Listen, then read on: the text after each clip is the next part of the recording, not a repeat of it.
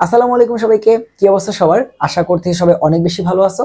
আমাদের chemistry এগ্রিজিএসটি question bank solve সিরিজের second ক্লাসে তোমাদের সবাইকে স্বাগতম। আমরা আজকে 2021 সালে আসা কৃষিগুচ্ছের কোশ্চেনগুলোকে সলভ করব। তাহলে বেশি কথা না বলে আমরা ডিরেক্ট কেমিস্ট্রি কোশ্চেন সলভে চলে যাই। তাহলে চলো, আজকে আমাদের প্রথম কোশ্চেন হচ্ছে কোন অরবিটালে ইলেকট্রনের ঘনত্ব সর্বাধিক। সো প্রায় এই টাইপের কোশ্চেন আসে যে কোথায় ইলেকট্রনের ঘনত্ব সর্বাধিক। সো এই টাইপের কোশ্চেন আসলে তুমি অ্যান্সার করার আগে দেখো, যদি বলে যে কোন অরবিটালে ইলেকট্রনের ঘনত্ব সর্বাধিক, যদি এই কোশ্চেন আসে তাহলে দুই ভাবে কোশ্চেনটা আসতে পারে বা দুই টাইপের কোশ্চেন হতে পারে। প্রথমত তোমাকে জিজ্ঞাসা করতে পারে যে এস, পি, ডি নাকি হচ্ছে এফ, এই চারজনের মধ্যে কোন উপশক্তি স্তরে ইলেকট্রনের ঘনত্ব বেশি। সো ঘনত্বের কনসেপ্ট হচ্ছে এরকম যে যত ছোট জায়গা তত সেখানে ইলেকট্রনের ডেনসিটি বা ঘনত্ব বেশি। তাহলে জায়গা যত ছোট ইলেকট্রনের ঘনত্ব তত বেশি, ইলেকট্রনের চার্জের ঘনত্ব তত বেশি। তাহলে এটার কনসেপ্ট কি? এই টাইপের কোশ্চেনের কনসেপ্ট হচ্ছে জায়গা ছোট হইলে ঘনত্ব বেশি। তো তুমি জানো এস সবার ছোট, তাই এস এ ইলেকট্রনের ঘনত্ব সব থেকে বেশি, তারপরে পিতে, তারপরে ডিতে, তারপরে হচ্ছে এফ এ। ঠিক আছে, তাহলে এটা হচ্ছে এই টাইপের কোশ্চেনের অ্যান্সার। এবার একটু চিন্তা করো, এইখানে কিন্তু অপশনে এসপিডিএফ এভাবে দেওয়া নাই, তোমার হচ্ছে 1s 2s 3s এভাবে দেওয়া আছে। সো এইভাবে যদি চিন্তা করো তাহলে তুমি কিন্তু জানো যে প্রথম ইলেকট্রন চাই হচ্ছে 1s এ। সো 1s হচ্ছে সবার ছোট, এরপরে কি 2s এ, এরপরে কি 2p তে, এরপরে কি 3s A and so on এইভাবে। তাহলে তুমি একটু চিন্তা করে দেখো তো, সবার ছোট কে 1s, 1s এর থেকে ছোট কি কেউ আছে? না। তাহলে এই জায়গাতে ইলেকট্রনের ঘনত্ব সব থেকে বেশি। কথা বুঝতে পারছো? সো এসপিডিএফ দিয়েও আসতে পারে, এইভাবেও কিন্তু আসতে পারে। এন্ড এই কোশ্চেনটা ইলেকট্রনের ঘনত্ব সর্বাধিক এভাবে না বলে বলতে পারে কি ভাইয়া? বলতে পারে শিল্ডিং ইফেক্ট। কি বলতে পারে ভাইয়া? বলতে পারে যে কোথায় শিল্ডিং ইফেক্ট বেশি। এবং এই কোশ্চেনের অ্যান্সারও একদম সেম, যে শিল্ডিং ইফেক্ট অথবা বাংলায় বলতে পারে আবরণী প্রভাব। কি বলতে পারে ভাইয়া? আবরণী প্রভাব। এই কোশ্চেনটার অ্যান্সারও সেম। সবগুলা কোশ্চেনের অ্যান্সার একই রকম, যে জায়গা যত ছোট সেখানে শিল্ডিং ইফেক্ট, ইলেকট্রনের চার্জ ঘনত্ব, চার্জ ডেনসিটি অথবা আবরণীর প্রভাব বেশি। আশা করি তুমি বুঝতে পারছো। তাহলে অ্যান্সার কোনটা? 1s। এটা হচ্ছে সব থেকে ছোট, এখানে চার্জ ঘনত্ব সব থেকে বেশি। ঠিক আছে, এখন তুমি যদি ফিল করতে চাও জিনিসটা যে 1s যেটা সেটা সবার ছোট, তো সেখানে দুইটা ইলেকট্রন আছে। 2s যেটা সেটা একটু বড়, সেখানেও দুইটা ইলেকট্রন আছে। তাহলে ছোট জায়গায় দুইটা ইলেকট্রন, বড় জায়গায় দুইটা ইলেকট্রন, কোন জায়গায় চার্জ ঘনত্ব বেশি? ছোট জায়গায়। সো এটাই আলটিমেটলি এখানে বোঝাচ্ছে। ঠিক আছে, ওকে, পরের কোশ্চেন আসো। কোনটি অধিক স্থিতিশীল? ভাই এই কোশ্চেন কি করব?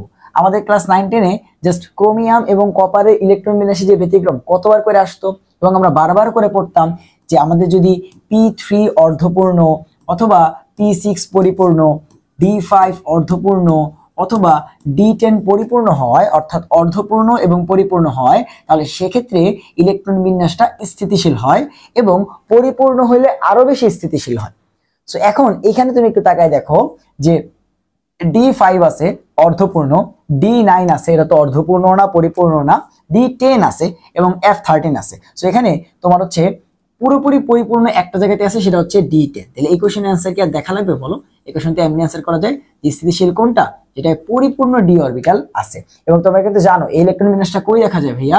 ইলেকট্রন বিন্যাসটা কপার 29 এর মধ্যে দেখা যায়। কপার 29 এর মধ্যে কিন্তু ইলেকট্রন বিন্যাসটা দেখা যায়। সো অ্যান্সার আশা করি বুঝতে পারছো। এরপরে কোশ্চেন আসো, চাপ রাশি নিচের কোনটি দাব্যতা হ্রাস পায়? সেখানে দেওয়া আছে sodium chloride, carbon dioxide, CCl4 আর সোডিয়াম সালফেট।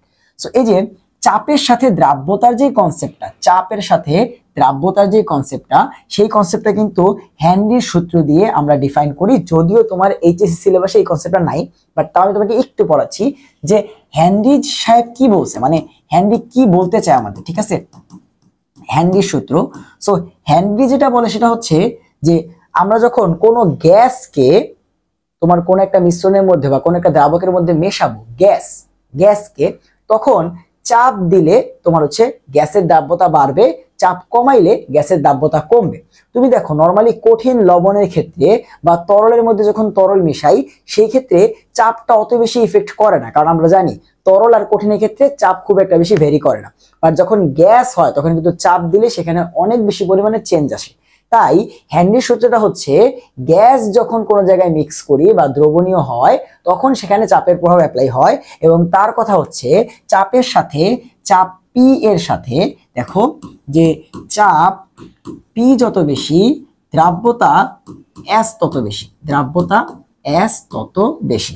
আবার তুমি যদি চাপ পি কমায় ফেলো তাহলে দ্রাব্যতাও কি হয়ে যাবে, গ্যাসীয় পদার্থের দ্রাব্যতাও কমে যাবে। এবং তুমি এখানে একটা গ্যাসই দেখতে পারতেছো, সেটা হচ্ছে আমাদের কার্বন ডাই অক্সাইড। তার মানে এইটার ক্ষেত্রে কি অ্যাপ্লাই হবে, হেনরির সূত্রে অ্যাপ্লাই হবে, বাকি একটাও কিন্তু এখানে কোনো গ্যাস নাই। তাহলে এই কনসেপ্টের এমসিকিউ যদি আসে তাহলে তুমি একটা জিনিস মনে রাখবা যে কি, গ্যাসের ক্ষেত্রে এই তোমার হেনরির সূত্রটা অ্যাপ্লাই হবে। আর ফর্মুলাটাও খুবই ইজি, দেখো তোমাকে কি বললো যে চাপের সাথে দাব্যতা সম্পর্ক সমানুপাতিক। সো আমরা কি লিখতে পারি যে S is proportional to P। তাহলে আমরা যদি হচ্ছে এখান থেকে এই সমানুপাতিক চিহ্ন উঠাই দিয়ে সমান চিহ্ন নিয়ে আসি তাহলে কি আসবে, S is equals two KP। এটাকে আমরা বলি হচ্ছে হেনরির সূত্র, এবং এই কেটাকে বলি হচ্ছে হেনরির ধ্রুবক। কেটাকে কি বলি, হেনরির ধ্রুবক। সো এখান থেকে যদি ম্যাথমেটিক্যাল কোয়েশ্চেন আসে কেমনে আসবে আমি তোমাকে বলি। তোমাকে বলবে চাপ হচ্ছে 10 atm, দ্রাব্যতা হচ্ছে 50, হেনরির ধ্রুবক কত? অথবা তোমাকে হেনরির ধ্রুবক বলে দিবে, চাপ বলে দিবে, বলবে দাব্যতা কত, মানে S is equals two KP। এই সূত্রে যে কোনো দুইটা মান দিয়ে আরেকটা তোমাকে বের করতে বলবে। সো আশা করি তুমি পুরোপুরি ক্লিয়ার হইছো যে এই জিনিসটা কি, এবং এটা কিন্তু শর্ট সিলেবাসের বাইরে। শর্ট সিলেবাস কি আমাদের এইচএসসি সিলেবাসেই নাই, তারপরে খুব ইজি একটা কনসেপ্ট তাই তোমাদেরকে দেখাই দিলাম। এরপরে আসো, PH4+ আয়নে কতটি ইলেকট্রন বিদ্যমান? ওই যে গত বছর কি কোশ্চেন আসছিল, আইসো ইলেকট্রন, যে আর্গনের সাথে আইসো ইলেকট্রন কোনটা, ক্লোরিন মাইনাস। মনে আছে তোমাদের গত ক্লাস যারা করছো? তাহলে এখানে কি জিজ্ঞাসা করছে যে PH4+ আয়নে কয়টা ইলেকট্রন আছে, তুমি কি করবা, PH4+ আয়নে ইলেকট্রনটা গুনবা। সেটা আলটিমেটলি এই কাজটা যে করছিলাম তোমার হচ্ছে আইসো ইলেকট্রনের ক্ষেত্রে, সেটা বলতে পারবে সিমিলার টাইপেরই কোশ্চেন। তো দেখো সব কিন্তু মিলতেছে। তাহলে আসো যে আমাকে কি কোশ্চেন করছে, যে ফসফোনিয়াম আয়ন, সেটা পুরোপুরি ভেঙে ফেলো। ফসফোনিয়াম আয়নে আছে ফসফরাস, তারপরে হচ্ছে 4টা হাইড্রোজেন, এবং এবার তার উপর আবার প্লাস আছে, মানে একটা ইলেকট্রন সে ছেড়ে দিছে। তো এটা পরে আসতেছি। ফসফরাসে কয়টা ইলেকট্রন আছে ভাই, 15টা, আমরা সবাই জানি। সো 4টা হাইড্রোজেনে 4টা। তাহলে PH4 যে পার্টটা আছে এই পার্টটায় টোটাল ইলেকট্রন আছে 19টা, বাট এটা কিন্তু PH4+, তার মানে একটা ইলেকট্রন কমে যাবে। সো 19 থেকে একটা কমে গেলে থাকবে 18। এর থেকে সিম্পল কোশ্চেন আর হইতেই পারে না। তাহলে অ্যান্সার কোনটা ভাই, অ্যান্সার হচ্ছে 18টা। অ্যান্সার কোনটা, অ্যান্সার হচ্ছে 18টা। সো ফার্স্ট ক্লাসে আমি যেভাবে ডিটেলসে অনেক কথাবার্তা বলছিলাম, তোমরা আশা করি বুঝে গেছো যে কিভাবে কোশ্চেনটা সলভ করতে হয়। আজকের ক্লাসে আমি কিন্তু একটু ফাস্ট যাচ্ছি, বাস যখন যে কনসেপ্ট আসতেছে সেই কনসেপ্টের সবকিছু কিন্তু ভাইয়া এক্সপ্লেন করতেছি, ঠিক আছে? ওকে, এরপর আসো, নিচের কোন মৌলটির ইলেকট্রন আসক্তি সব থেকে বেশি? তো তুমি জানো যে ইলেকট্রন আসক্তির কোশ্চেন আসলে যদি ক্লোরিন থাকে তাহলে ওইখানে কি আর কোনো কথা বলতে হয়? তুমি বলো। যে তুমি জানো যে 17 নম্বর গ্রুপ যারা আছে এদের সাথে ইলেকট্রন আসক্তির সাথে আর কেউ পারবে না। কে কে আছে? ফ্লোরিন, তারপরে হচ্ছে ক্লোরিন, তারপর হচ্ছে ব্রোমিন, তারপর হচ্ছে আয়োডিন। হ্যাঁ, কিসের জন্য? কারণ 17 নম্বর গ্রুপের পরেই কারা, 18 নম্বর গ্রুপ বা নিষ্ক্রিয় গ্যাসের গ্রুপ। সো ওরা কি করতে চাইবে, জাস্ট একটা ইলেকট্রন নিয়েই স্থিতিশীল হইতে চাইবে। তো ওদের থেকে বেশি তোমার হচ্ছে ইলেকট্রনের প্রতি আসক্তি আর কারো আছে না। এখন তুমি আবার জানো যে এই 4 জনের মধ্যে আবার একটা গ্যাঞ্জাম আছে, যে আমরা জানি উপর থেকে নিচের দিকে গেলে ইলেকট্রন আসক্তির মান আস্তে আস্তে কমে। সো সেই হিসাবে ফ্লোরিনের বেশি হওয়ার কথা, বাট এখানে আমরা জানি সেই ক্লাস 9-10 থেকে একটা ব্যতিক্রম কি, যে ক্লোরিনের বেশি হয় কার থেকে, ফ্লোরিনের থেকে, এবং তারপরে অ্যাজ ইউজুয়াল ব্রোমিন, এবং তারপরে আয়োডিন। এটা কিন্তু আমরা খুব ভালো মতো জানি। অর্থাৎ ক্লোরিন হচ্ছে এই পর্যায় সারণীর 118টা মৌলের মধ্যে সব থেকে বেশি ইলেকট্রন আসক্তির মৌল, ঠিক আছে? তাহলে অ্যান্সার কোনটা, ক্লোরিন আছে, মানে আর কারোর দিকে তাকাইতে হবে না, ঠিক আছে? আর যদি তোমার হচ্ছে তড়িৎ ঋণাত্মকতার কথা বলতো, তড়িৎ ঋণাত্মকতা, তাহলে সেক্ষেত্রে ফ্লোরিন হইতো দুনিয়ার সব থেকে বেশি তড়িৎ ঋণাত্মক মৌল, ঠিক আছে? তাহলে নোট করে রাখো যে তোমার পর্যায় সারণীর সব থেকে বেশি তড়িৎ ঋণাত্মক মৌলকে, পর্যায় সারণীর সব থেকে বেশি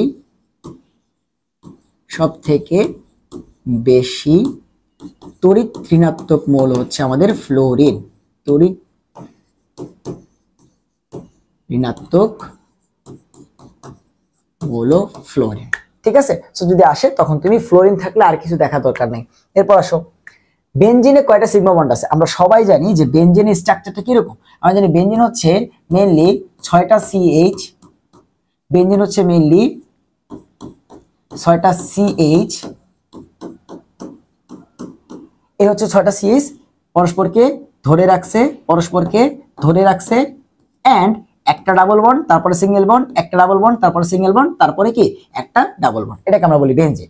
সো এখন বেনজিনের মধ্যে 6টা কার্বন, কিন্তু 6টা কার্বনকে ধরছে, এন্ড প্রত্যেকটা কার্বনের হাতে একটা করে আবার হাইড্রোজেন। তার মানে কি তোমার 6টা কার্বন, যে 6টা কার্বনকে যে সিঙ্গেল বন্ড দিয়ে ধরছে, এখানে 6টা সিগমা বন্ড, এখানে 6টা সিগমা বন্ড, আর 6টা কার্বন যে 6টা হাইড্রোজেনকে ধরছে সেখানে 6টা সিগমা বন্ড, তাহলে টোটাল সিগমা বন্ড হলো 12টা। আর পাই বন্ড 1টা 2টা 3টা, আমরা কিন্তু জানি পাই বন্ড হচ্ছে 3টা। তাহলে বেনজিনে সিগমা বন্ড হচ্ছে 12টা আর পাই বন্ড হচ্ছে 3টা। ঠিক আছে, সো বেনজিনে সিগমা বন্ড হচ্ছে 12টা, পাই বন্ড হচ্ছে 3টা। তাহলে অ্যান্সার কোনটা? অ্যান্সার হচ্ছে 12টা। একদম বেসিক কোশ্চেন, বেনজিনের স্ট্রাকচার সবাই জানো মোটামুটি। সো এই হচ্ছে অ্যান্সার। এরপর আসো, কোনটি sp3 হাইব্রিডাইজেশন বা সংকরায়ন বিদ্যমান? আমরা গত ক্লাসেও কিন্তু সংকরায়নের একটা প্রথম কোশ্চেন করছিলাম, একদম অ্যামোনিয়াম আয়নের বন্ধন কোন, তাই না? এবং লাস্টে একটা ছিল ইথিলিন, ভাইয়া ভুলে সেখানে আবার ইথাইন দিয়ে ম্যাথ করছিলাম, তাই না? সো একই হয় যে তোমার এই পাশে হচ্ছে সিগমা বন্ড এবং এখানে হচ্ছে পাই বন্ড, তো সিগমা বন্ড আর পাই বন্ডের মাঝখানে অ্যাঙ্গেলটা 90 ডিগ্রি হয়। সো এটা ইথিনের ক্ষেত্রেও হবে, ওটা হচ্ছে তোমার ইথাইনের ক্ষেত্রে হবে। ভাইয়া ইথিলিনের বদলে ইথাইন লিখছিলাম। ইথিলিন মানে হচ্ছে ইথিন, যেটা ethene CH2 double bond CH2, আর অ্যাসিটিলিন মানে হচ্ছে CH triple bond CH। So sp3 hybridisation কই আছে? HCN, প্রথমে আসলে এটা কি ভাইয়া? HCN এটা কি? একটা আয়নিক যৌগ, H+ এবং Cn-, এটার আবার সংকরায়ন কোত্থেকে আসে? সো এটা তো সংকরায়নই নাই। তারপরে C2H2, এই হচ্ছে আমাদের ethyne CH triple bond CH, তাই তো? এবং গতকালকে আমরা করছিলাম যেটা কি আসে? sp, এটা কি আসে? sp সংকরিত। তারপরে BF3 কি ভাই? বোরন, লাস্ট ইলেকট্রন আছে 3টা এবং 3 হাতে 3টা ফ্লোরিন আছে, 3 হাতে 3টা ফ্লোরিন আছে। তাহলে স্টেরিক নাম্বার কত আসতেছে? 3টা সিগমা বন্ড প্লাস কোন ইলেকট্রন কি ফাঁকা আছে? লোন পেয়ার আছে? নাই, তাহলে 0। 3 + 0 তে 3, 3 হইলে কি হয়? sp2।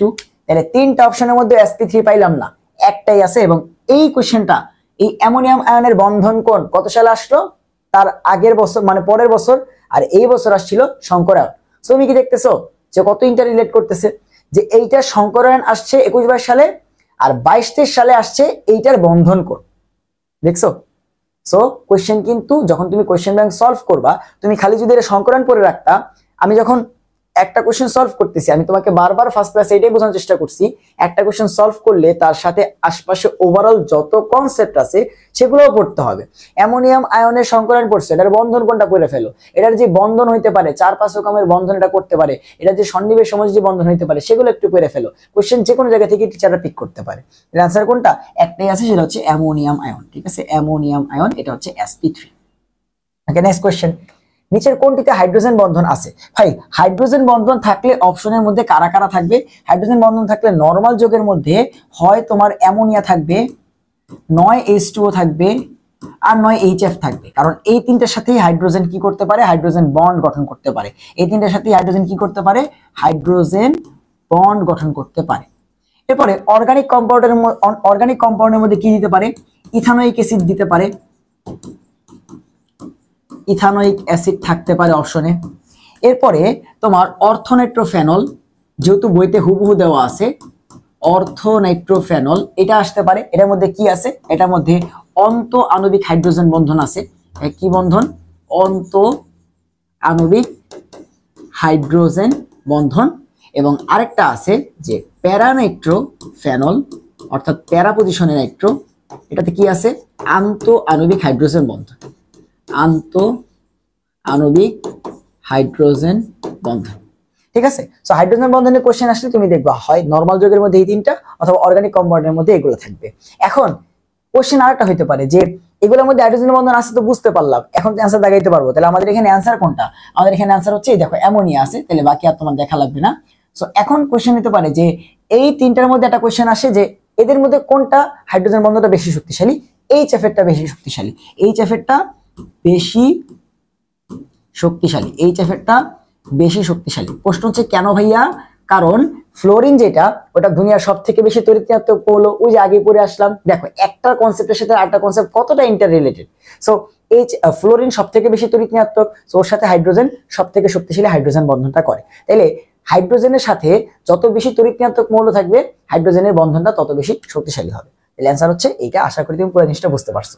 এরপর বিশুদ্ধ পানির ঘনমাত্রা কত? অনেকে জিনিসটা বোঝো না যে বিশুদ্ধ পানি হইলে 1 লিটার পানি যেই কথা হবে সেটা 1 কেজি পানি আমরা বলতে পারবো। সো 1 কেজি পানি যদি বলতে পারি, সেটাকে আমরা 1000 গ্রাম পানি বলতে পারবো, সেটাকে আমরা 1000 গ্রাম পানি বলতে পারবো, এবং আমরা জানি যে কি বের করতে বলছে ঘনমাত্রা। সো 1 লিটার যদি 1000 গ্রাম হয়, আমরা জানি n is equals to w divide by m। সেটা যদি হয় তাহলে 1000 গ্রামকে তুমি যদি 18 পানির ভর এত গ্রাম দ্বারা ভাগ করো, তাহলে কিন্তু তুমি কি পেয়ে যাবা, ওটার ঘনমাত্রা পেয়ে যাবা। এবং এই হিসাবটা করলে অ্যান্সারটা কত আসে, 55.55 আসে, 55.55 আসে। তো যে 1 লিটার আলটিমেটলি কত মোলের সমান, সেখান থেকে 55 মোল পার লিটার আসে। ঠিক আছে, সো 1 লিটারকে আমরা 1 কেজি ধরে 1000 গ্রাম হিসাব করে 18 দ্বারা ভাগ করলে সেটা 55.5 আসে। ঠিক আছে, আমি যখন প্রথমবার অ্যাডমিশন আসছি আমি তখন সেটা দেখছি, আমি একাডেমিক লাইফে এই কনসেপ্টটা কখনো দেখিনি। আমি আসমান থেকে পড়ছি কি বিশুদ্ধ পানির আবার ঘনমাত্রা আছে নাকি, কি বলে। সো বিশুদ্ধ পানির ঘনমাত্রা হচ্ছে 55.5 তোমার হচ্ছে মোল পার লিটার, অর্থাৎ 1 লিটারের হচ্ছে 55.5 মোল। আচ্ছা, এরপর আসুন কোন গ্যাসের জোড়ায় ব্যাপন হার সমান। সো আগের একটা কনসেপ্ট আমাদের ম্যাথ আসছিল, বা পরের বছর যে আমরা এর আগের ভিডিওটাতে যে তোমার 22 সালে কোশ্চেনটা সলভ করছিলাম, তখন আসছিল সিআরএমএস বেগ দিয়ে, যে নিচের কোন ক্রমটা সঠিক মনে আছে, হাইড্রোজেন, কার্বন ডাইঅক্সাইড এবং হচ্ছে তোমার নাইট্রোজেন দিয়ে আসছিল। এখানে জিজ্ঞাসা করছে ব্যাপন হার। ব্যাপন হার আসলেও ওই সেম, ভরই তোমাকে দেখতে হবে, যে যার ভর বেশি সে কি ভারী, সে কি আস্তে আস্তে ছড়াইয়া যাবে, তার মানে ব্যাপন হার কম। আর যে পাতলা হালকা সে দ্রুত ছড়াবে, তার ভরটা কম, তার ব্যাপন হারটা বেশি। তার মানে ভরের সাথে ব্যাপন হারের সম্পর্ক কি উল্টা, অর্থাৎ যার ভর কম তারই ব্যাপন হার বেশি।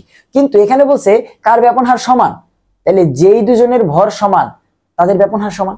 তাহলে ব্যাপন হার এর কোশ্চেন যদি আসে তাহলে অনেকভাবে আসতে পারে। যদি বলে সমান তাহলে তুমি কি দেখবা, যে যাদের ভর সমান, ব্যাপন হার সমান মানে ভর সমান, ব্যাপন হার সমান মানে ভর সমান।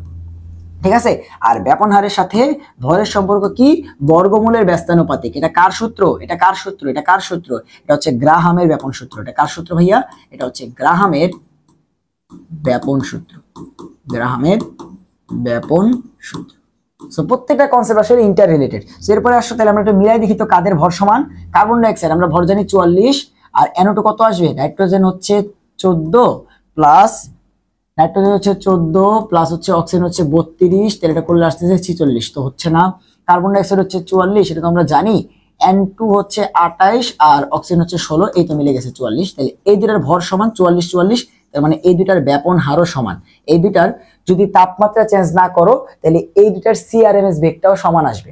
তাপমাত্রা যদি সেম হয় তাহলে ভরের সাথে সিআরএমএস বেগের সম্পর্ক কি উল্টা, তাহলে দুই ধরনের ভর যদি সেম হয়ে যায়, তাপমাত্রা যদি সেম হয়ে যায়, তাহলে সিআরএমএসটাও কিন্তু সেম আসবে, √3RT/m। সো কোশ্চেন হচ্ছে এক।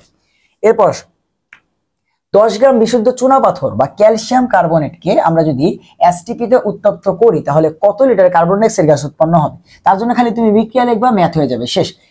তুমি এই পর্যন্ত কৃষিগুচ্ছে আসা একটা ম্যাথ দেখাইতে পারবা যে ম্যাথে ক্যালকুলেশন কঠিন করছে না। চলো এই ম্যাথটাও দেখাই যে তোমাকে ক্যালকুলেশন কত সোজা।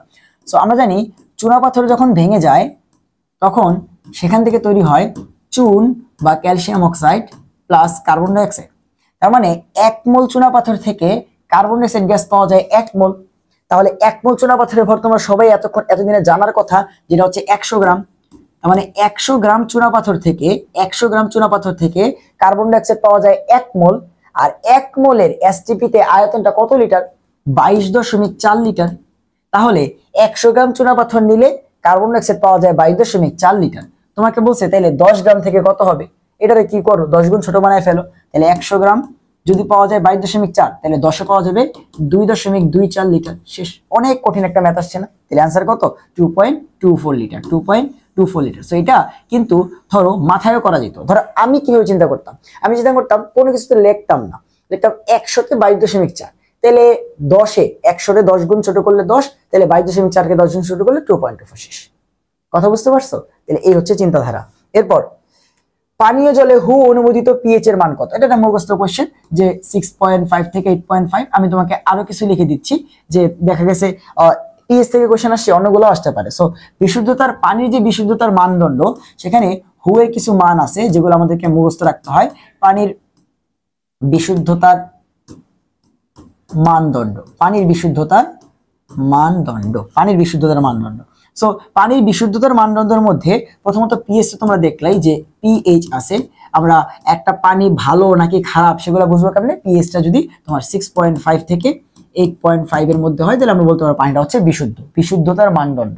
এরপর 2 তে হচ্ছে তোমার ডিও বা ডিজলভ অক্সিজেন। ডিজলভ অক্সিজেন হচ্ছে 5 থেকে 6 ppm আমরা রাখতে বলি বা হু বলে আর কি, আমরা বলতে হু বলে। সো 3 নাম্বার হচ্ছে বিওডি। বিওডি হচ্ছে বায়োলজিক্যাল অক্সিজেন ডিমান্ড, এটা হচ্ছে 6 ppm।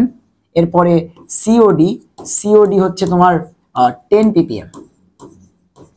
সো কমনলি এগুলাই কিন্তু আসে। আর টিডিএস আছে, টোটাল ডিজলভ সলিড, একটা পানির মধ্যে কতটুকু কঠিন পদার্থ দ্রবণীয় অবস্থায় আছে সেটাকে আমরা বলি টোটাল ডিজলভ সলিড, অর্থাৎ কতটুকু পানি সলিড ডিজলভ অবস্থায় আছে, টিডিএস। এটা হচ্ছে 500 ppm। সো এই হচ্ছে আমাদের পানির বিশুদ্ধতার মানদণ্ডের সব থেকে কমন কোশ্চেন গুলা। আমাদের পিএস থেকে কোশ্চেন আসছে, আনসার কত 6.5 থেকে 8.5। এটা কে বলছে? হু, হু, ঠিক আছে, W health organisation, world health organisation বা হু। এরপর কোনটি ইলেকট্রোফাইল? ভাই electrophile, nucleophile, electrophile, nucleophile, ortho para নির্দেশক, এই সব থেকে কোশ্চেন আসবে। লুইস অ্যাসিড, লুইস ক্ষার, সব থেকে কোশ্চেন আসবে। চলো ইলেকট্রোফাইল নিউক্লিওফাইল একটু পড়ে ফেলি, দুইটা সেপারেশন ভাগ করে ফেলি, যে আমরা ইলেকট্রোফাইল নিউক্লিওফাইল দুইটাই যেহেতু পড়বো, তাহলে এই পাশে ইলেকট্রোফাইল নিয়ে আলোচনা করি, এই পাশে নিউক্লিওফাইল নিয়ে আলোচনা করি। হ্যাঁ, ইলেকট্রোফাইল এন্ড নিউক্লিওফাইল। সো দেখো এইসব কোশ্চেন কখনো পুরনো হয় না, এইসব কোশ্চেন থেকে কোশ্চেন আসবে। সো ইলেকট্রোফাইল আর নিউক্লিওফাইল। ইলেকট্রোফাইল মানে যারা ইলেকট্রন ভালোবাসে। সো ইলেকট্রন হচ্ছে নেগেটিভ, তো নেগেটিভকে ভালোবাসবে পজিটিভ। সো ইলেকট্রোফাইল কারা? যত পজিটিভ চার্জ যুক্ত যারা আছে, যত প্লাস আছে, সবাই ইলেকট্রোফাইল। হ্যাঁ, নিউক্লিওফাইল নিজে হচ্ছে, নিউক্লিওফাইল মানে কি? সে প্লাসকে ভালোবাসে, নিউক্লিয়াসকে ভালোবাসে। ফাইল মানে আকর্ষণ বা ভালোবাসা। সো নিউক্লিওফাইল সে নিউক্লিয়াসকে ভালোবাসে, প্লাসকে ভালোবাসে। সো প্লাসকে ভালোবাসবে কে? মাইনাস।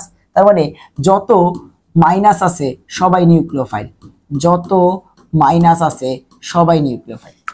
আমরা লুইস অ্যাসিড, লুইস ক্ষারের কনসেপ্টে পড়ছিলাম যে লুইস অ্যাসিড ইলেকট্রন নিতে পছন্দ করে, ইলেকট্রন নেয়, ওদের ইলেকট্রনের ঘাটতি আছে, ইলেকট্রনের চাহিদা আছে, মানে ইলেকট্রনকে ভালোবাসে, ইলেকট্রোফাইল। তাহলে যত লুইস অ্যাসিড আছে, যত লুইস অ্যাসিড আছে সব হচ্ছে ইলেকট্রোফাইল। এবং কমন কোনগুলা তোমাদের জানার কথা, ভাইয়া BF3, ভাইয়া সালফার ট্রাইঅক্সাইড, ভাইয়া AlCl3, ভাইয়া FeCl3। সো দেখবে অপশনে এগুলোর মধ্যে একটা একটা থাকবে। এরপর নিউক্লিওফাইল কি? লুইস ক্ষাররা কি যেন করে? ইলেকট্রন দান করে, ইলেকট্রন দিতে পছন্দ করে। সো ইলেকট্রন কাকে দিবে? প্লাসকে দিবে। তাহলে নিউক্লিওফাইল কারা? যত লুইস ক্ষার আছে। তাহলে যত লুইস ক্ষার আছে, যত লুইস ক্ষার আছে, কারা কারা লুইস ক্ষার আছে ভাইয়া? লুইস ক্ষার আছে হচ্ছে ভাইয়া অ্যামোনিয়া আছে, কারণ লোন পেয়ার আছে, H2O আছে, কারণ লোন পেয়ার আছে, ঠিক আছে। এরপরে আর কি কি আছে? কার্বন মনোঅক্সাইড আছে, কারণ কি? কারণ লোন পেয়ার আছে। এজন্য সো তুমি দেখো এই সিম্পল কনসেপ্ট থেকেই তুমি কিন্তু অনেক কিছু সলভ করতে পারবা। সো তোমাকে জিজ্ঞাসা করছে নিচের কোনটা কি ফাইল? ভাই নিচের কোনটা হচ্ছে ইলেকট্রোফাইল। সো চলো মিলাই দেখি যে নিচের কোনটা ইলেকট্রোফাইলের মধ্যে কি পড়ে। সো যত প্লাস আছে সবাই ইলেকট্রোফাইল। সো এখানে দেখো তো কোনো প্লাস আছে, কোনো প্লাস নাই, তার মানে এটা কোন থেকে আসছে? এখান থেকে। যে যত লুইস অ্যাসিড আছে, so BF3, sulphur trioxide, AlCl3 বা FeCl3 এর মধ্যে একটা পাবা। সো এই যে অ্যামোনিয়া, এটা কি? লুইস ক্ষার বা নিউক্লিওফাইল। H2O এটা কি? লুইস ক্ষার বা নিউক্লিওফাইল। মাইনাস, যত মাইনাস আছে সবাই নিউক্লিওফাইল, তার মানে একটাই আছে, এই দেখো লুইস অ্যাসিড AlCl3, এটা হচ্ছে ইলেকট্রোফাইল। শেষ। সো এর বাইরে থেকে লুইস ইলেকট্রোফাইল নিউক্লিওফাইল থেকে কোশ্চেন আসার কোনো জায়গা নেই, ঠিক আছে। সো যখন একটা এমসিকিউ পড়তেছো, তুমি ইলেকট্রোফাইল কাকে বলে AlCl3 পড়ে চলে গেলা না, তুমি ইলেকট্রোফাইল নিউক্লিওফাইলের কনসেপ্টটা পড়ে ফেলো, তাহলে এখন তুমি এখান থেকে 50টা কোশ্চেন আসলেও সামনে করতে পারবা। শেষ। বুঝছো? এটাকে বলে কোশ্চেন ব্যাংক সলভ করা, কোশ্চেন ব্যাংক অ্যানালাইসিস করার আসল পদ্ধতি, যে এমনি সলভ করতে হয়, এবং আমরা এমনি সলভ করছি, ঠিক আছে। সো এরপরে আসো, সবথেকে স্থায়ী কার্বোক্যাটায়ন কোনটি? ভাই কার্বোক্যাটায়ন, কার্বো অ্যানায়ন, তারপর হচ্ছে মুক্তমূলক, এই তিনটা জিনিসের ক্রমই তো আসে পরীক্ষাতে। সো চলো আগে অর্গানিকের ক্রমগুলো আমরা একটু পড়ে ফেলি, যে ক্রম থেকে কি কি কোশ্চেন আমাদের আসতে পারে। সো আমাদের কমন তিনটা কোশ্চেনে আসে, যে তোমার কার্বোক্যাটায়নের স্থায়িত্ব বা সক্রিয়তা, কার্বো অ্যানায়নের স্থায়িত্ব বা সক্রিয়তা, এবং হচ্ছে মুক্তমূলকের স্থায়িত্ব বা সক্রিয়তা। তাহলে আমরা প্রথমত হচ্ছে দেখো কার্বো ক্যাটায়ন এর সক্রিয়তা, এরপর হচ্ছে কার্বো ক্যাটায়নের স্থায়িত্ব, এরকম কোশ্চেন আসে। সেম কোশ্চেন হচ্ছে কার্বো অ্যানায়ন দিয়ে আসে, যে ভাইয়া কার্বো অ্যানায়নের সক্রিয়তা এবং কার্বো অ্যানায়নের স্থায়িত্ব, এবং আরেকটা জিনিস আসে সেটা হচ্ছে মুক্ত মূলকের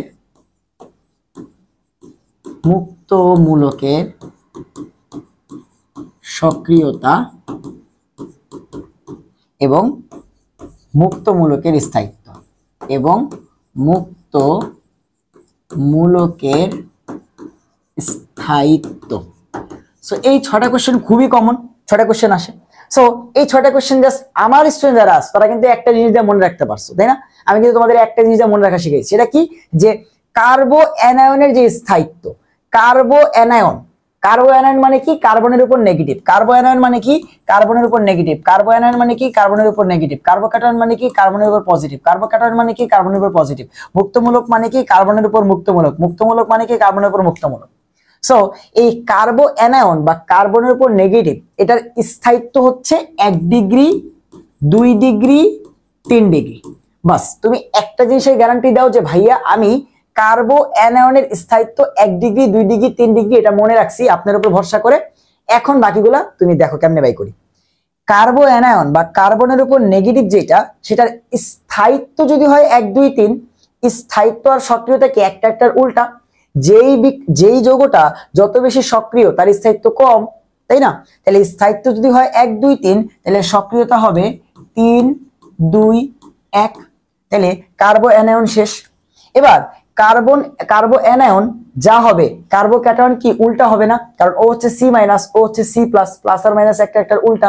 তাহলে কার্বো অ্যানায়নের সক্রিয়তা যদি হয় 3, 2, 1, কার্বোক্যাটায়নের সক্রিয়তা কি 1, 2, 3 হওয়া উচিত কি না? হ্যাঁ, কার্বো অ্যানায়নের স্থায়িত্ব তুমি মনে রাখছো 1, 2, 3, তাহলে কার্বোক্যাটায়ন কত হবে? 3, 2, 1। আর আরেকটা জিনিস, যে কার্বোক্যাটায়ন যা, তোমাকে আর এক্সট্রা করে মুক্তমূলক মনে রাখা লাগবে না। কার্বোক্যাটায়ন যা মুক্তমূলক তাই। কার্বোক্যাটায়ন যা মুক্তমূলক তাই। কার্বোক্যাটায়নের সক্রিয়তা 1, 2, 3, মুক্তমূলকের সক্রিয়তাও 1, 2, 3। কার্বোক্যাটায়নের স্থায়িত্ব 3, 2, 1, মুক্তমূলকের স্থায়িত্ব 3, 2, 1। শেষ। 6টা পড়ে ফেলছো না? আচ্ছা, আর কই থেকে কোশ্চেন আসে? অ্যামিনের ক্ষারধর্মিতা আসে জৈব যৌগ থেকে, সেটা আমরা জানি কি 213। সেই পাশে আমি লিখে দিচ্ছি, সেটাও কিন্তু আসে যে ভাই অ্যামিনের ক্ষারধর্মিতা। খুবই কমন কোশ্চেন, তাই না? যে অ্যামিনের ক্ষারধর্মিতা কত? 2 ডিগ্রি, 1 ডিগ্রি, 3 ডিগ্রি, তারপরে হচ্ছে অ্যামোনিয়া, তারপরে লাস্টে হচ্ছে অ্যানিলিন, তারপরে লাস্টে কি? লাস্টে হচ্ছে অ্যানিলিন। সেটা হচ্ছে অ্যামিনের ক্ষারধর্মিতা। এবারও আমাদের কোশ্চেনে জিজ্ঞাসা করছে কোন কার্বোক্যাটায়নটা সবথেকে বেশি স্থায়ী। সো কার্বোক্যাটায়নের স্থায়িত্ব হচ্ছে 3 ডিগ্রি সব থেকে বেশি, তারপর 2 ডিগ্রি, তারপর 1 ডিগ্রি। সো 3 ডিগ্রি কার্বোক্যাটায়ন খুঁজো। সবগুলাই তো কার্বোক্যাটায়ন আছে, এটা কার্বো অ্যানায়ন, সেটা আগেই বাদ। একটা কার্বোক্যাটায়ন পাইছি, একটা কার্বোক্যাটায়ন পাইছি, একটা কার্বোক্যাটায়ন পাইছি। এই দেখো এটার সাথে 3টা আর আছে, এই হচ্ছে আমাদের 3 ডিগ্রি কার্বোক্যাটায়ন, এই হচ্ছে আমাদের অ্যান্সার। শেষ। সো আমি যখন একটা এমসিকিউ সলভ করছি, আমি পুরো কনসেপ্ট নিয়ে আসছি যে ক্রোমো থেকে কি আসতে পারে, সব পড়ে ফেলছি। এবার সামনে 10টা কোশ্চেন পাইলে আমাকে আর 10 বার পড়তে হবে না, আমি দেখবো আর অ্যান্সার করবো। এটাই কিন্তু নিয়ম। এরপর নিচের কোনটি নিউক্লিওফাইল? আচ্ছা, অনেক কঠিন একটা কোশ্চেন না? নিচের কোনটা নিউক্লিওফাইল? সো নিউক্লিওফাইল বললে কি বলছি? নিউক্লিওফাইল মানে যারা নিউক্লিয়াসকে ভালোবাসে। সো যত মাইনাস আছে সবাই নিউক্লিয়াসকে ভালোবাসে, প্লাসকে ভালোবাসে। তাহলে মাইনাস খুঁজো, এখানে কি কোনো মাইনাস আছে? ভাই কোনো মাইনাস নাই, তার মানে প্লাস মাইনাস থেকে দেয় নাই। আচ্ছা, তারপরে কি? যত লুইস ক্ষার আছে, লুইস ক্ষার কি পাইছো? H2O। তাহলে কার দেখা লাগবে বলো? শেষ। বুঝতে পারছি? যত মাইনাস আছে, নিউক্লিওফাইল মানে কি? নিউক্লিওফাইল মানে হচ্ছে যত মাইনাস আছে, যত মাইনাস আছে এবং যত লুইস ক্ষার আছে, যত লুইস ক্ষার আছে। সো একই কনসেপ্ট থেকে 2টা এমসিকিউ একই বছরে আসছে। বুঝতে পারছি? ওকে, এরপর নিচে কোনটি শক্তিশালী অ্যাসিড? আচ্ছা, এই টাইপের কোশ্চেন মাঝে মধ্যে আসে আমাদের ইথানোয়িক অ্যাসিড দিয়ে বা আমাদের জৈব অ্যাসিড দিয়ে। সো এখান থেকে 2 টাইপের কোশ্চেন আসতে পারে শক্তিশালী অ্যাসিডের, বা এই সেম এমসিকিউ দিয়ে বা অপশন দিয়ে তোমার হচ্ছে 2 টাইপের এমসিকিউ আসতে পারে। সো প্রথম হচ্ছে এরকম যে তোমার আর এর উপর ডিপেন্ড করে, যে ধরো আমি লিখি, উদাহরণ লিখি, তাহলে তুমি বুঝবা যে ফর্মিক অ্যাসিড, এটার সাথে কি কোনো কার্বন আছে? নাই। সো এটা সব থেকে বেশি শক্তিশালী। যতই কার্বন যুক্ত হবে ততই শক্তিশালীতা কমবে। যেমন একটা করে CH3 যুক্ত করলাম, তারপরে COOH, তাহলে এইটা আরো দুর্বল হবে। তারপরে আরো একটা যুক্ত করলাম CH3CH2 তারপর C ডাবল OH, তাহলে এটা আরো বেশি দুর্বল হবে এইরকম, ঠিক আছে। সো এটা এক কার্বন, তাহলে এটা সবথেকে বেশি শক্তিশালী। কার্বন যত বাড়বে তত অ্যাসিডটা দুর্বল হবে। তাহলে এরকম একটা কোশ্চেন আসতে পারে, এরকম একটা কোশ্চেন আসতে পারে। আর এখানে যেটা আসছে, ধরো সবগুলোই ইথানোয়িক অ্যাসিড থেকে আসছে, যে ধরো CH3C ডাবল OH, সো এটা তো দুইটা কার্বন, তাই না? এবার যেটা হবে, আমাদের এই যে হাইড্রোজেনটা আছে, এই যে CH3 যে হাইড্রোজেনটা আছে, C ডাবল OH তো যেমনি আছে অমনি, ওটা সমস্যা নেই। এই যে CH3 এর পার্টটা যে আছে, এই পার্টে হাইড্রোজেনের বদলে যদি হ্যালোজেন আসে, হ্যালোজেন, ঠিক আছে, কিরকম, যেমন ধরো CCl3 আসলো, C ডাবল OH, আমি ক্লোরিন নিয়ে আসলাম, অথবা তোমার মন চাইলো তুমি 3টা ফ্লোরিন নিয়ে আসলা, C ডাবল OH, অথবা তোমার মন চাইলো তুমি 3টা ব্রোমিন নিয়ে আসলা, CBr3, C double OH। So এখন কোনটা শক্তিশালী, কোনটাই?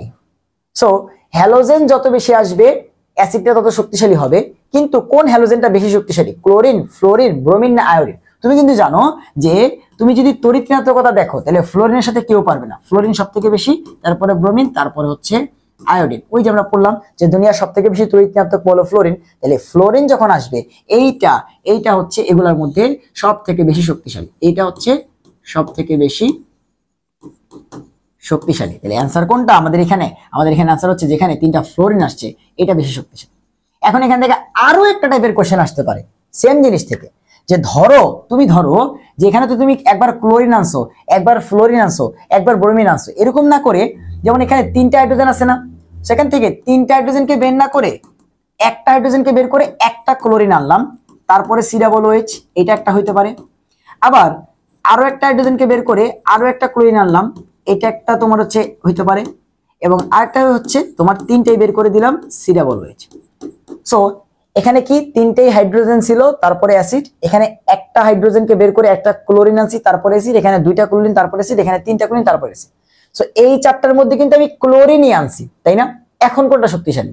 যত বেশি হ্যালোজেন আসবে তত বেশি শক্তিশালী, যত হ্যালোজেন আসবে তত শক্তিশালী। সো তখন এইটা শক্তিশালী হবে, সো এরকম 3টা টাইপের কোশ্চেন কিন্তু কই থেকে আসতে পারে, আমাদের এই অ্যাসিড থেকে, অ্যাসিডের শক্তিশালী থেকে, মানে জৈব অ্যাসিডের শক্তিশালীর কনসেপ্ট থেকে আসতে পারে। সো আশা করি তুমি অ্যান্সার করতে পারবা। তো অ্যান্সার এখানে কোনটাই, আমাদের এখানে তো জাস্ট যদি ফ্লোরিন, ক্লোরিন, ব্রোমিন, আয়োডিন একটার ক্ষেত্রে এক একটা আনে, তাহলে ফ্লোরিনটা শক্তিশালী। যদি সবগুলোর ক্ষেত্রে সেম আনো, তাহলে যেখানে যত বেশি হ্যালোজেন তত বেশি শক্তিশালী, আর কার্বন বাড়তে থাকলে শক্তিশালীতা কমবে। তাহলে সব থেকে শক্তিশালী কে? ফর্মিক অ্যাসিড, ঠিক আছে। ওকে, এরপর আসো 5% সোডিয়াম হাইড্রোক্সাইডের এত ml দ্রবণ। আচ্ছা, এখানে এই কোশ্চেনটার ক্ষেত্রে তোমার হচ্ছে এখানে কোশ্চেন বা ডেটা মিসিং ছিল, যে কত ml দ্রবণ বলে নাই। সো এরকম কোশ্চেন কিন্তু আসতেই পারে, যেখানে ইচ্ছা করে ধরো টিচাররা ভুল দিয়ে রাখছে, তো তুমি কি ওটা নিয়ে পড়ে থাকবা? টিচারে জিজ্ঞাসা করবা, স্যার কোশ্চেন ভুল আসছে, এটা সলভ করে দেন, আমি বসে আছি, আপনি সলভ না করে দিলে আমি অ্যান্সারই করবো না? কোশ্চেন ভুল আসতেই পারে, ওকে ফাইন, লিভ ইট, বাদ দাও, ঠিক আছে। সো আসে না, আমি কি করবো এখন? আমি তো জানি না যেটা কি, ঠিক আছে, বাদ। এরপর রক্তে গ্লুকোজের ঘনমাত্রা দেওয়া আছে। ফাইনালি কিছু ম্যাথ পাইলাম যে রক্তে গ্লুকোজের ঘনমাত্রা দেওয়া আছে। প্রতি বছর কিন্তু দেখো, আগের বছর 4টা ম্যাথ আসছিল, এবছর কিন্তু প্রায় অলরেডি 2টা ম্যাথ পেয়ে গেছি, একটা ডেটা মিসিং, এই 3 নাম্বার ম্যাথটা পাইলাম যে ঘনমাত্রা দেওয়া আছে, ppm বের করতে বলছে। ভাই ঘনমাত্রা থেকে ppm কেমনে বাই করে? ppm কেমনে বাই করে? যে ঘনমাত্রা তার সাথে আণবিক ভর গুণ করো ইনটু 1000 গুণ করো, তাই তো। তাহলে ঘনমাত্রা দেওয়া আছে 2 × 10⁻³ ইনটু গ্লুকোজ। সো গ্লুকোজের আণবিক ভর কত? এতদিন ধরে তুমি পড়াশোনা করতেছো, তোমার জানার কথা যে গ্লুকোজের আণবিক ভর 180 ইনটু 10⁻³ কি বলছিলাম? এগির ঐতিহ্যই তুমি দেখতেছো যে এমন কোনো ক্যালকুলেশন দিবে না যেটা করতে গেলে তোমার দাঁত ভেঙে যাবে, ঠিক আছে। সো এবার দেখো 10⁻³ 10⁻³ কাটা, তাহলে 2 × 180 করলে কত? 360 ppm। অনেক কঠিন একটা ক্যালকুলেশনের ম্যাথ দিছে না, ঠিক আছে। তো দেখো কোশ্চেন অ্যানালিসিস করে তুমি বুঝতেছো যে তোমাকে এমন কোশ্চেন দিবে না যেখানে ম্যাথ ক্যালকুলেশন করতে গেলে অনেক টাইম লাগবে। তোমাকে দেখবে তুমি কনসেপ্টটা পারো কিনা, ppm বের করতে যে ফর্মুলাটা সেটা পারো কিনা, এটাই যাচাই করবে, ঠিক আছে। এটাই যাচাই করা উচিত, এটাই কিন্তু যাচাই করা উচিত। একটা কনসেপ্ট, এক্সপ্রেশনের কনসেপ্ট যদি ভালো থাকে, ও তো ক্যালকুলেটর দিয়ে মানে এমনি বাই করতে পারবে, ঠিক আছে। আচ্ছা অ্যান্সার কোনটা? 360। ওকে, এরপর আসো, ক্যাথোডে 1 মোল হাইড্রোজেন গ্যাস তৈরি করতে চাই, তাহলে আমাকে কি করতে হবে? কতটুকু পরিমাণে বিদ্যুৎ দেওয়া লাগবে? সো তুমি দেখো এরকম টাইপের কোশ্চেন আসলে তুমি যেটা করবা, তুমি দেখবা যে এখানে H2 না। সো H2 মানে কি? এখানে কয়টা হাইড্রোজেন আছে? 2টা H+ আছে। সো 2টা H+ থেকে হাইড্রোজেন যদি বানাইতে চাই, তুমি যদি হাইড্রোজেন গ্যাস বানাইতে চাও তাহলে কি অবশ্যই তোমাকে দুইটা হাইড্রোজেনের সহায়তা নিতে হবে না? সো দুইটা H+ কে তুমি যখন কি করতে চাবা, হাইড্রোজেন গ্যাস বানাইতে চাবা, তখন এই প্লাসটা দূর করার জন্য তুমি কি করবা, ওদেরকে দুইটা ইলেকট্রন দিয়ে দিবা, তাই তো? এন্ড যতগুলো ইলেকট্রন দিব তত ফ্যারাড, ততগুলো ইলেকট্রন দিব তত ফ্যারাড। আমরা জানি একটা ইলেকট্রনের সমপরিমাণ চার্জকে বলা হয় 1 ফ্যারাড। তাহলে দুইটা H+ থেকে একটা হাইড্রোজেন গ্যাস বানাইতে হইলে ওদেরকে দুইটা ইলেকট্রন দেওয়া লাগবে, তার মানে কয় ফ্যারাড বিদ্যুৎ দেওয়া লাগবে? 2 ফ্যারাড। কয় ফ্যারাড বিদ্যুৎ দেওয়া লাগবে? 2 ফ্যারাড। কথা কি বুঝতে পারছো? ওকে, এরপর আসো হাইড্রোজেনের পারমাণবিক বর্ণালী, আমাদের লাস্ট কোশ্চেন, যে হাইড্রোজেনের পারমাণবিক বর্ণালী কোন সৃষ্টি দৃশ্যমান অঞ্চলে? দৃশ্যমান কত তোমার হচ্ছে যে কমন একটা কোশ্চেন, যে হাইড্রোজেনের বর্ণালীর সিরিজের এই টাইপের কোশ্চেনের অ্যান্সার কি, যে ভাই লাইমেন সিরিজে যদি কোনো বর্ণালী সৃষ্টি হয় তাহলে সেটা হবে কি, সেটা হবে ইউভি। তারপরে বামারে যদি কোনো রকমের বর্ণালী সৃষ্টি হয় তাহলে সেটাই হবে দৃশ্যমান, সেটাই হবে একমাত্র দৃশ্যমান। আর এরপরে বাকি যা আছে সবাই আর কি কি আছে, প্যাসচেন আছে, কি কি আছে, প্যাসচেন আছে, কি কি আছে, ব্রাকেট আছে, এরপর কি আছে ভাইয়া, ফুন্ড আছে, ফুন্ড, এরপর কি আছে ভাইয়া, হামফ্রিজ আছে, এরপর কি আছে ভাইয়া, হামফ্রিজ।